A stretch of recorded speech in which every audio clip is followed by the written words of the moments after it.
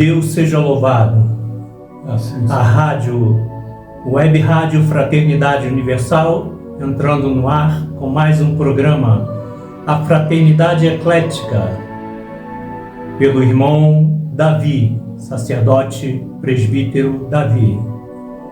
Irmão Davi, fale-nos sobre a Fraternidade Eclética desde o seu nascimento, o seu contato com o Mestre e as atividades que tiveram esse tempo todo aqui na cidade e na comunidade em geral. Boa tarde, meus irmãos. Vamos falar sobre a fraternidade. A Fraternidade Eclética Espiritualista Universal nasceu no estado do Rio de Janeiro, no ano de 1946.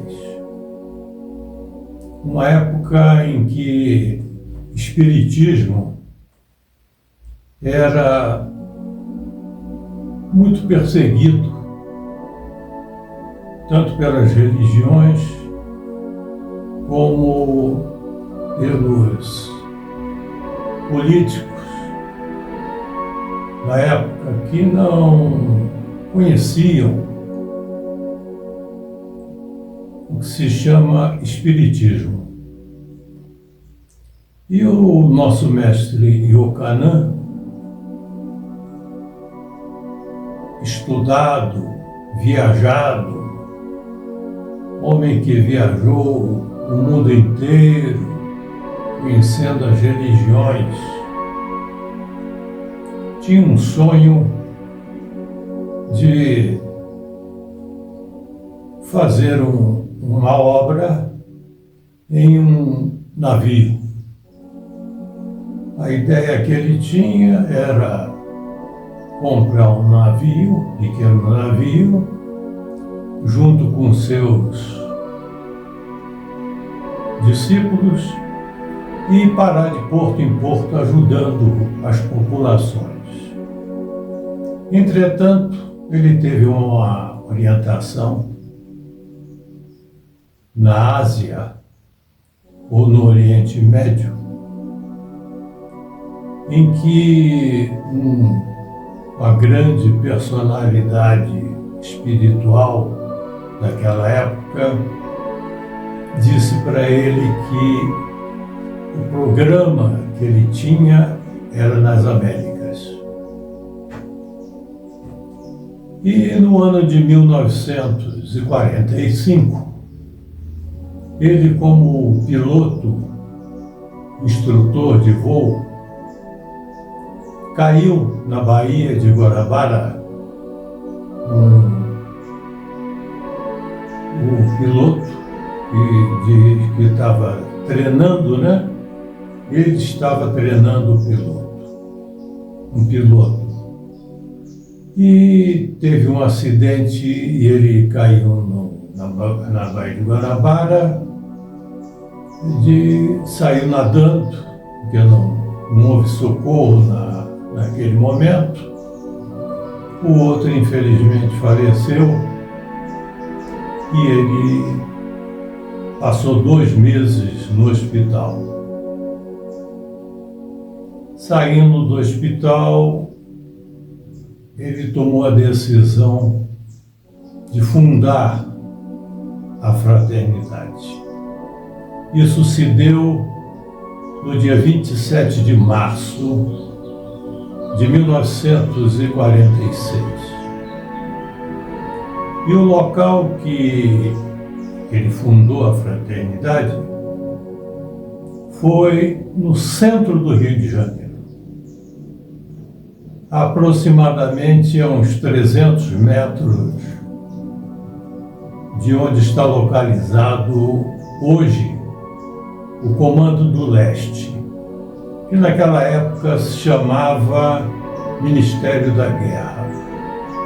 Fica situado na Avenida Presidente Vargas, que é uma das avenidas ou a mais conhecida que existe no Rio de Janeiro em virtude de grandes acontecimentos que lá tiveram. E o mestre conseguiu, com seus amigos da Prefeitura do Rio de Janeiro, um prédio emprestado, prédio esse que foi apelidado de o Casarão, que era um casarão realmente já antigo naquela época. Esse prédio se encontrava abandonado e a Prefeitura do Rio de Janeiro emprestou para que o mestre fundasse a instituição. E isso foi feito nesse dia, de 27 de março, e suas portas para o público foram abertas no dia 31 de março de 1946. É isso aí. Realmente, quando o mestre, no caso aí, ele caiu na Baía de Guanabara, né? Se machucou, se feriu muito. E de lá para cá ele mudou o pensamento em relação à espiritualidade, porque ele se dedicou mais à espiritualidade, não é isso? Eu não sei da boca do mestre, né? Se foi dessa forma, mas eu acredito que o maior motivo para ele tomar essa decisão foi esse acidente. Ele se machucou muito, né? Ele passou 2 meses no hospital e quando saiu de lá, eu creio que ele resolveu, enfim, partir para a missão dele, que seria fundar a Fraternidade Eclética Espiritualista Universal, porque além da fraternidade ele tinha, como teve e cumpriu, outros programas a serem cumpridos e não dava mais tempo de se esperar. Eu creio que a espiritualidade forçou e ele, como um bom mestre que foi e é, tomou essa decisão de fundar de imediato a instituição. Vem cá, quando ele esteve com a intenção de percorrer o mundo num navio, num barco, não é mesmo? Num navio. Um navio pequeno.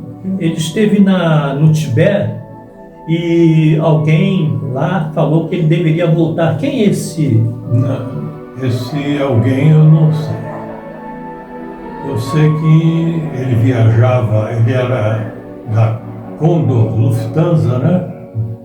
Aquela empresa alemã de aviação, porque nessa época que o mestre voava, né, antes da fraternidade, não existia praticamente a aviação civil e nem tampouco a aviação, a atual aeronáutica. E a aeronáutica foi fundada, se eu não me engano, em 40, 41, e antes só existia a aviação civil e mesmo assim quem deu início a toda essa movimentação foi a Lufthansa, né? Essa aviação alemã que fazia as rotas no mundo inteiro. E o mestre era um aviador e gostava muito de viajar e estava sempre procurando voar.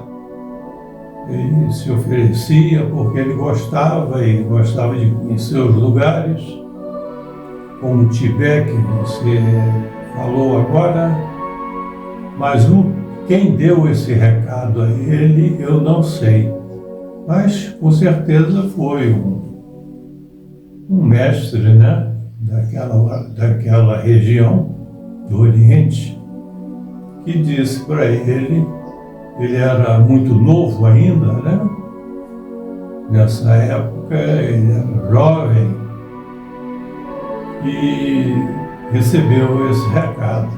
E a sua maior missão seria nas Américas. E assim ele partiu para cumprir a missão. Então, aí ele voltou para o Brasil e deu início à missão, que é uma missão realmente grandiosa, de criar a instituição Fraternidade Eclética Espiritualista Universal. E nessa transferência para o Planalto Central, que se tornou a Cidade Eclética, e se tornou também o centro, a sede principal da instituição. Fale-nos um pouco sobre a Cidade Eclética.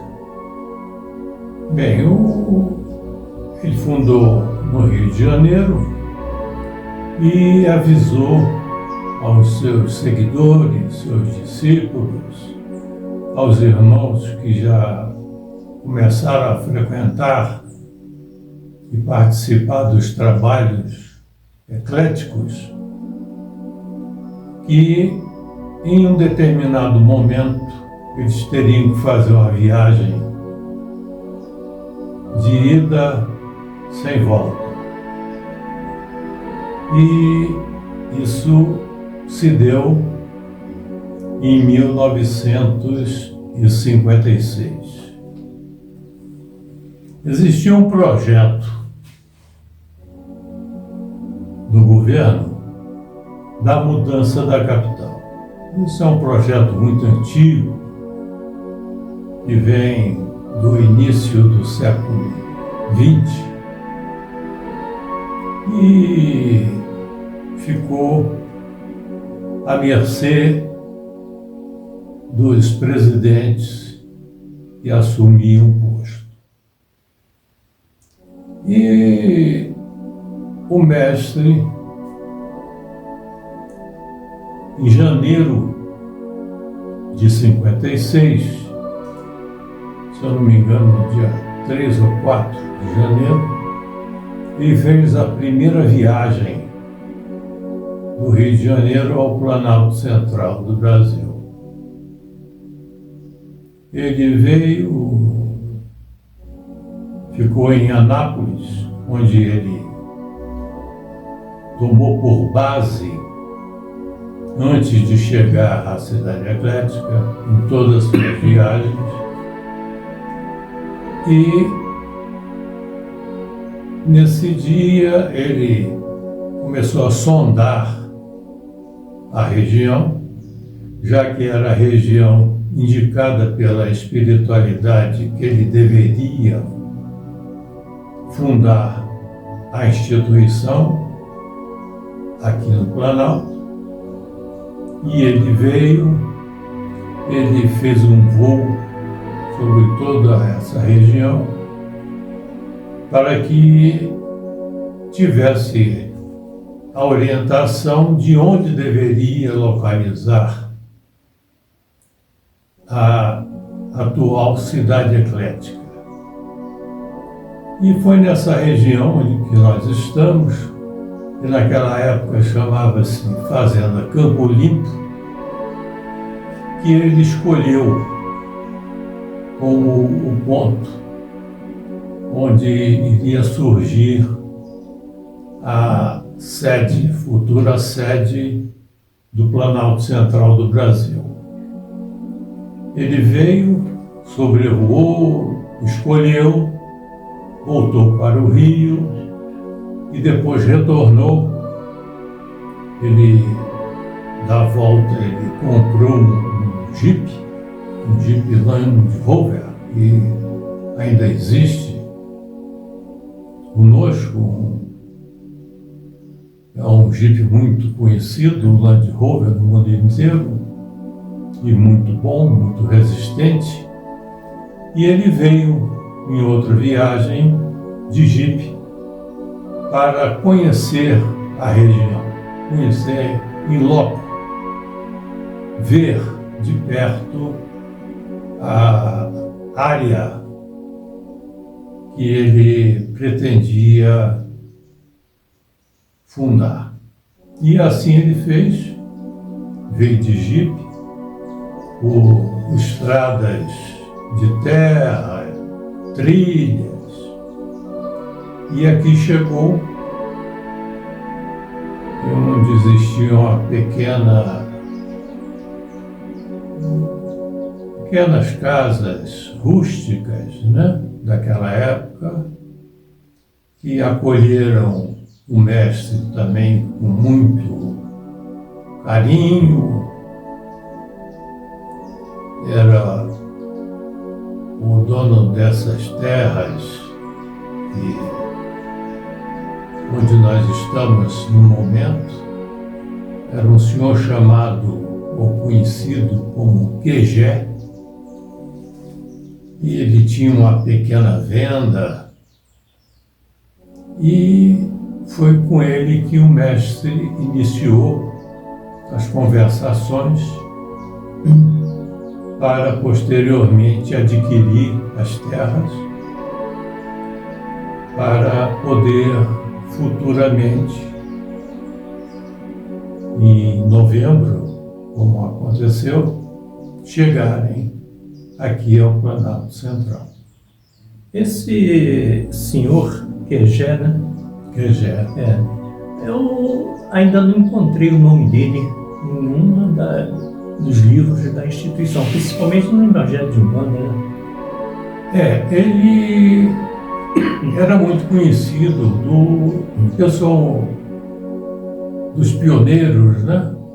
Dos antigos, porque conversaram com ele, tiveram contato com ele. Eu creio que depois ele deve ter falecido, né? E não ficou assim gravado essa história assim de forma oficial.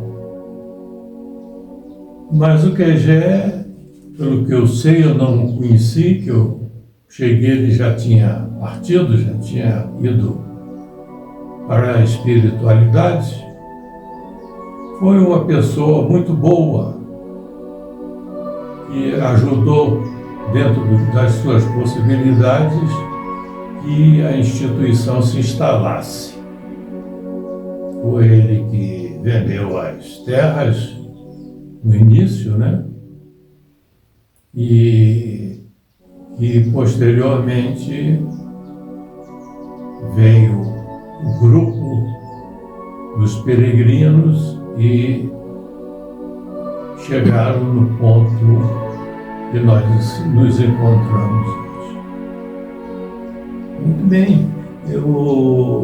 Eu ainda não havia ouvido falar nesse senhor, né, Quejé, mas foi bom porque eu poderei colocar nos escritos futuramente, não é mesmo? É interessante. Porque é uma história do início da cidade eclética. E a nossa cidade eclética não se resume só nisso. Nós temos na parte religiosa Umbanda e Kardec. Fale resumidamente sobre Umbanda e Kardec. Bem, o mestre, ao fundar a Fraternidade do Rio de Janeiro, ele já trouxe o ecletismo. A bagagem dele já vinha com essa nova forma de pensamento. Grupos até com outro nome, com a finalidade de reunir as religiões. Porque, na verdade, todas as religiões nos levam ao mesmo lugar. E o ecletismo nada mais é do que essa reunião. é a reunião do cristianismo, é a reunião dos apóstolos dos primeiros dias, do trabalho desses apóstolos, o nosso Senhor Jesus o Cristo. Tiago de Alexandria. Tiago de Alexandria e Jerusalém, né? E ele já trouxe o Evangelho de Jesus, além do mais, com a capacidade espiritual que o Mestre tinha e tem, ele ia buscar no espaço, mediunicamente, coisas que ninguém tinha conhecimento. Já que ele, na época, como primo e irmão de nosso Senhor Jesus o Cristo, como João Batista, o precursor do cristianismo, o batizador do deserto, tinha conhecimentos que só ele mesmo conhecia. E ele ia buscar esses conhecimentos no passado e outros conhecimentos lhe era dado através da espiritualidade, ouvindo ou conversando ele com espíritos. Então, uma das maiores missões que o Mestre teve foi trazer o ecletismo. Esse ecletismo que hoje é divulgado em nosso Brasil e também no exterior, e que irá florescer daqui a algumas décadas, tomando impulso já com o Espiritismo, que hoje é muito mais bem entendido do que outrora, já que no início o Espiritismo era perseguido e hoje ele é comentado, conversado, e onde já existem centenas de casas espíritas espalhadas no Brasil inteiro. Creio que a maior missão do nosso Mestre foi trazer essa grande nova para a nossa civilização, já que o Kardec nos trouxe esses ensinamentos da França, mas o grande esplendor do Espiritismo, sem dúvida nenhuma, está no Brasil. Muito bem. E nós agradecemos ao irmão Davi, sacerdote presbítero irmão Davi, pelo esse preâmbulo todo sobre a nossa instituição e um pouco sobre a parte religiosa. Na próxima programação ele vai entrar mais profundo nessa parte religiosa também. Nós agradecemos e agradecemos a presença do público. Que assim seja.